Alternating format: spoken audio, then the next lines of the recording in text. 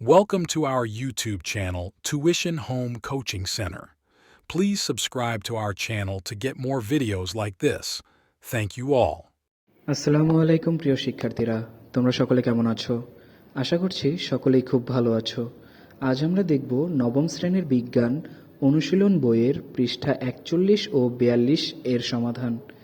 তোমরা যারা এখনও আমার চ্যানেলটি সাবস্ক্রাইব করোনি তারা চ্যানেলটি সাবস্ক্রাইব করে নিও, তাহলে পরবর্তী পড়াগুলো তোমরা এই চ্যানেলে সবার আগে একসাথে পেয়ে যাবে।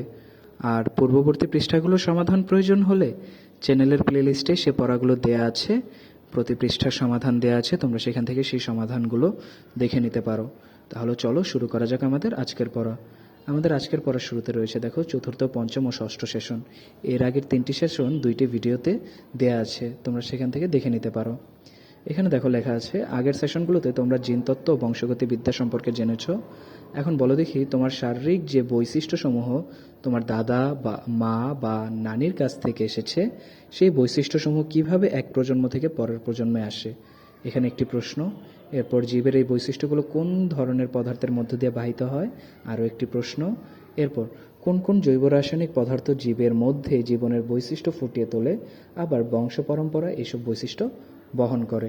এই হলো আমাদের প্রশ্নগুলো। এখন আমরা দেখব এই প্রশ্নগুলোর উত্তর। তোমার প্রথম প্রশ্নটি ছিল, তোমার শারীরিক যে বৈশিষ্ট্যসমূহ তোমার দাদা মা বা নানির কাছ থেকে এসেছে, সেই বৈশিষ্ট্যসমূহ কিভাবে এক প্রজন্ম থেকে পরের প্রজন্মে আসে। উত্তর, এই বৈশিষ্ট্যগুলো ক্রোমোজোমের মাধ্যমে এক প্রজন্ম থেকে অন্য প্রজন্মে প্রবাহিত হয়, অর্থাৎ আসে। এরপর প্রশ্নটি, জীবের এই বৈশিষ্ট্যগুলো কোন ধরনের পদার্থের মধ্য দিয়ে বাহিত হয়। উত্তর, জীবের এই বৈশিষ্ট্যগুলো জিনের মাধ্যমে বাহিত হয়। জীবের সব দৃশ্য ও অদৃশ্যমান বৈশিষ্ট্য নিয়ন্ত্রণকারী এককের নাম জিন। এর অবস্থান জীবের ক্রোমোজোমে। ক্রোমোজোমকে জীবের বংশগতির ধারক ও বাহক বলা হয়।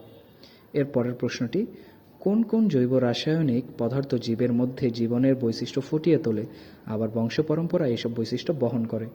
উত্তর, ডিএনএ জীবের সকল বৈশিষ্ট্য ধারণ করে, তাই একে বংশগতির আণবিক ভিত্তি বলা হয়।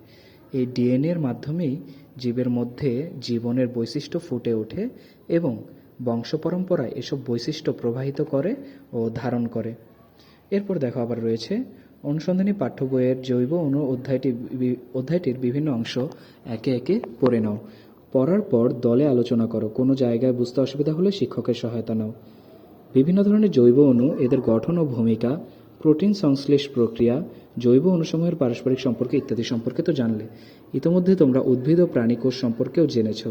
নিচের ফাঁকা জায়গায় উদ্ভিদ অথবা প্রাণীকোষের চিত্র অঙ্কন করে জৈব অণুসমূহের সম্ভাব্য স্থান চিহ্নিত করো। কোষের ছবি আঁকার জন্য চাইলে তোমাদের ছোট ভাই বোনের বিজ্ঞান বই দেখে নিতে পারো। দেখো পরবর্তী পৃষ্ঠায় তোমাদের জন্য কোষ, উদ্ভিদ কোষ ও প্রাণী কোষ আঁকার জন্য 2টি জায়গা দেওয়া আছে। দেখো আমরা এখানে 2টির কোষের ছবি দিয়েছি এবং বিভিন্ন অঙ্গাণুর, কোষের বিভিন্ন অঙ্গাণুর নামগুলো দিয়ে দিয়েছি। দেখো উদ্ভিদ কোষের প্রধান অঙ্গাণুসমূহের মধ্যে কি কি রয়েছে: কোষ গহ্বর, কোষ প্রাচীর, প্লাজমা মেমব্রেন, সাইটোপ্লাজমীয় ধাত্র, মসৃণ এন্ডোপ্লাজমিক জালিকা, অমসৃণ এন্ডোপ্লাজমিক জালিকা, নিউক্লিয়ার রন্ধ্র, নিউক্লিয় অলাস, নিউক্লিয়ার আবরণী, ক্রোমাটিন তন্তু, নিউক্লিওপ্লাজম, এগুলো সবই নিউক্লিয়াসের অন্তর্গত। এরপর আন্তঃকোষীয় ফাঁক, গলজি বস্তু, মাইটোকন্ড্রিয়া, ক্লোরোপ্লাস্ট, লাইসোজোম ইত্যাদি। এরপর দেখো প্রাণীকোষে রয়েছে মাইক্রোভিলাস, এন্ডোপ্লাজমিক রেটিকুলাম, মসৃণ, মাইটোকন্ড্রিয়া, গলজি বস্তু, সেন্ট্রোজোম। এরপর নিউক্লিয়াসের মধ্যে রয়েছে নিউক্লিয় পর্দা, নিউক্লিয় অলাস, ক্রোমাটিন, নিউক্লিওপ্লাজম ইত্যাদি। এরপর রয়েছে দেখো আরও সাইটোপ্লাজমীয় অঙ্গাণু হিসেবে এন্ডোপ্লাজমিক রেটিকুলাম, অমসৃণ, লাইসোজোম, কোষ গহ্বর। প্রাণী কোষের ক্ষেত্রে কোষ গহ্বর দেখা না গেলেও কিছু কিছু ক্ষেত্রে ছোট ছোট আকারের কোষ গহ্বর দেখা যায়। এই বিভিন্ন জৈব অণু সম্পর্কে জানতে গিয়ে তোমরা কি এদের গঠনের কার্বনের ভূমিকা খেয়াল করেছ? কার্বন যে পৃথিবীতে জীবনের ভিত্তি তা কি বুঝতে পেরেছ? এবার একটু ভেবে দেখো তো, কার্বন নেই এমন কোনো গ্রহে জীবনের উৎপত্তি হলে অন্য কোনো মৌল জীবনের ভিত্তি হিসেবে কাজ করতে পারত? তোমার দলের অন্য সদস্যদের সাথে এই প্রশ্নটি নিয়ে আলোচনা করে দেখো। এখানে মাথায় রেখো, কার্বন কোনো ধরনের রাসায়নিক বন্ধনে আবদ্ধ হয়। প্রয়োজনে পর্যায় সারণী ও রাসায়নিক বন্ধনের অধ্যায় আরেকবার দেখে নাও।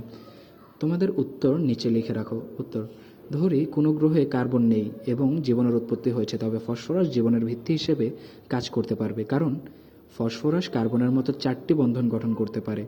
ফসফরাস বিভিন্ন জৈব বিক্রিয়ায় অংশগ্রহণ করতে পারে। ফসফরাস নিউক্লিক অ্যাসিড তথা ডিএনএ ও আরএনএর গুরুত্বপূর্ণ উপাদান। এছাড়াও ফসফরাস এটিপি এর মৌলিক উপাদান, তাই এটি শক্তির জন্য গুরুত্বপূর্ণ। উপরের কারণগুলো ফসফরাসকে জীবনের ভিত্তি গঠনের উপযুক্ত করে তোলে।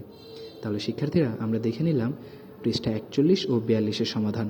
পরবর্তী পৃষ্ঠার সমাধানগুলো পেতে চ্যানেলটি সাবস্ক্রাইব করে আমাদের সাথেই থাকো। পরবর্তী ভিডিওগুলো খুব শীঘ্রই তোমাদের জন্য এই চ্যানেলে আপলোড করে দেব। ধন্যবাদ সকলকে।